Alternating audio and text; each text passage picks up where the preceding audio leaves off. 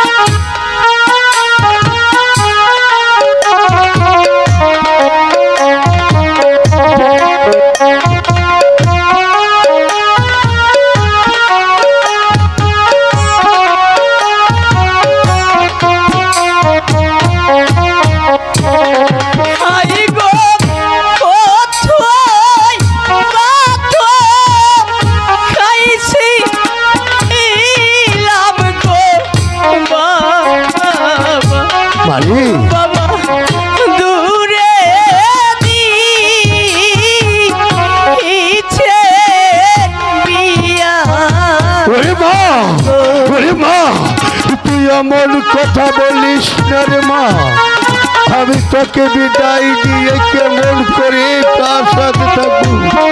প্রভু ঠাকুর, তুমি আমাকে ধৈর্য ধরার শক্তি দাও।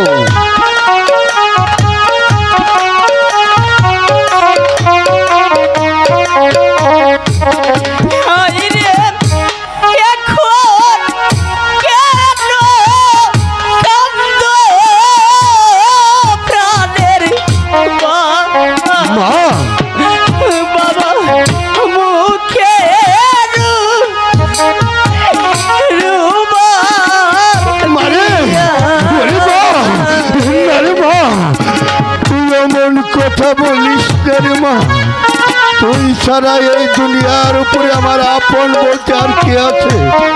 প্রভু ঠাকুর, আমার মাকে আমি কি দিয়ে সান্ত্বনা দিব?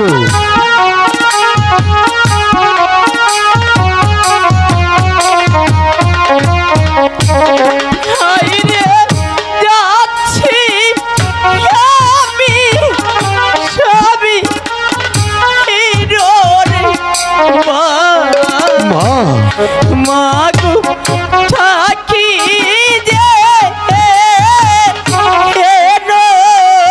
সুখে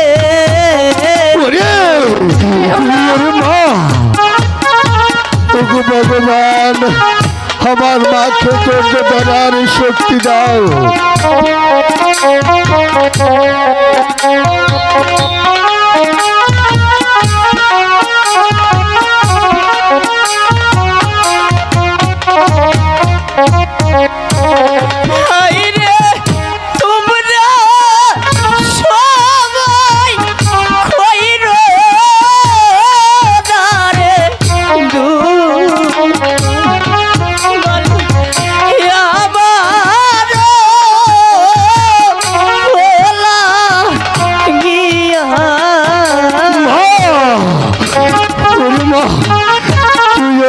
কথা বলিস কি রে মা, তুই যদি এমন করে ভেঙে পড়ে এসে, তাহলে আমি কেমন করে এই তার সাথে থাকবো?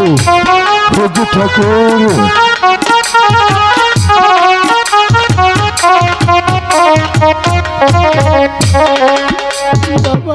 মা, মারি তোমরা আমাকে হাসি মুখে বিদায় করে দাও। ওগো ওগো মহিলার মা, চোখের জল মুছে ফেলে দিয়ে এ দুনিয়ার উপরে হিন্দু মুসলিম যত জাতি আছে সবই নারীর আসল ঠিকানা হলো স্বামীর বাড়ি। তাই আমার এই হাত ধরে তোমার বাবার প্রাসাদ থেকে আমার প্রাসাদে চলে এসেছো। তাই তোমার উদরের সন্তান আজ যাচ্ছে আপন বাড়িতে, তাই চোখের জল মুছে দিয়ে ওকে হাসি মুখে বিদায় করে দাও। মা বেহুলার বিদায় দিয়ে কেমন করে থাকবো? ওগো বেহুলা মা, এটা যাবার বিধাতার বিধান, ওকে বিদায় দিতে হবে। বাবা লুকাই, বলুন বাবা, বাবা লুকাই, বলুন বাবা। ওই ভগবান আমার ঘরে একে একে 7টি কন্যা দিয়েছিল, তাই সবার ছোট আমার এই মেয়ে মা বেহুলা।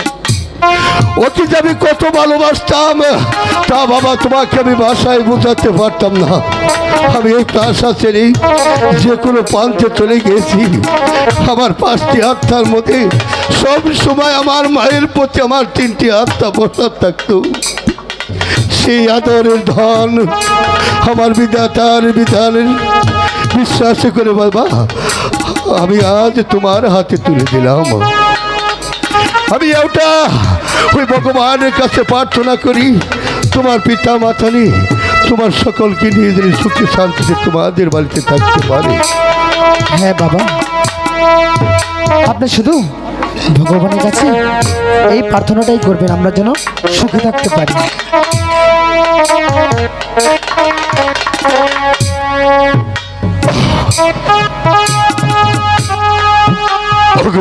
মা, ওকে যেতে দাও। চলে গেল আমার মা বেহুলা, আমি কেমন করে থাকবো?